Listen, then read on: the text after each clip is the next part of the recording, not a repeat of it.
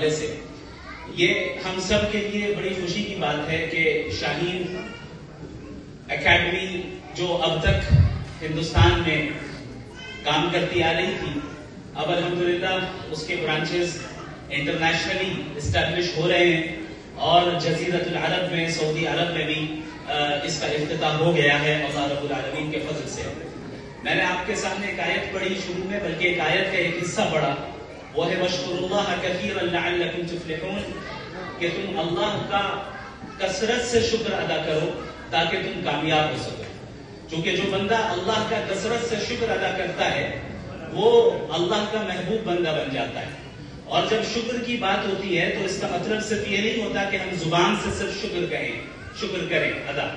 بلکہ وہ تو ہے ہی کہ ہم زبان سے بھی اللہ کا شکر ادا کریں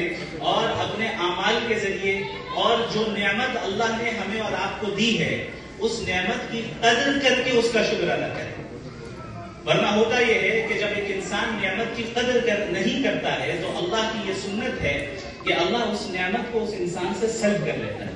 اسی کو قرآن کریم میں سورہ ابراہیم میں اللہ نے کیا فرمایا؟ لَئِن شَكَرْتُمْ لَأَزِيدَنَّكُمْ وَلَئِن كَفَرْتُمْ إِنَّ عَذَابِي لَشَدِيدٌ، اگر تم اللہ کا شکر ادا کرو گے تو میرا شکر ادا کرو گے تو میں اضافہ کروں گا، نعمتوں کو میں اور اضافہ کروں گا۔ اگر ہم شاہین کے برانچ کے اوپن ہونے پر صحیح معنی میں اللہ کا شکر ادا کریں تو اللہ ایسے اور بھی برانچز کو قائم کرے گا، یہ اللہ کا وعدہ ہے۔ لیکن وَلَئِن كَفَرْتُمْ،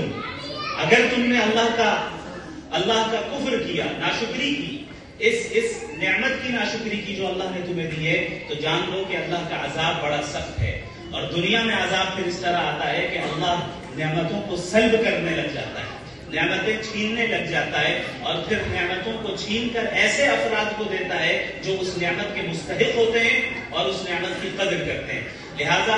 سب سے اہم چیز ہم اور آپ یہ عزم کر لیں، مدینہ المنورہ میں ہم سب موجود ہیں، کہ انشاءاللہ آج سے، ابھی سے، اسی وقت سے ہم سب اللہ کے شکر گزار بندے بنیں گے،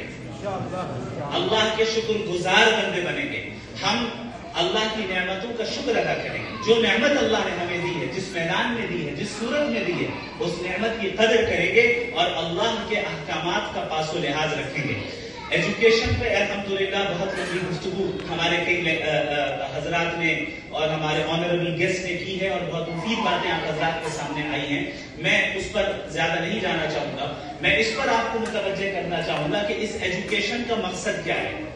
شریعت اسلامیہ میں تعلیم کا مقصد کیا ہے۔ یہ ایک الگ بحث ہے کہ تعلیم کیسی ہونی چاہیے، کس طرح ہونی چاہیے، اور ہم کہاں لیک کر رہے ہیں، کہاں ہمیں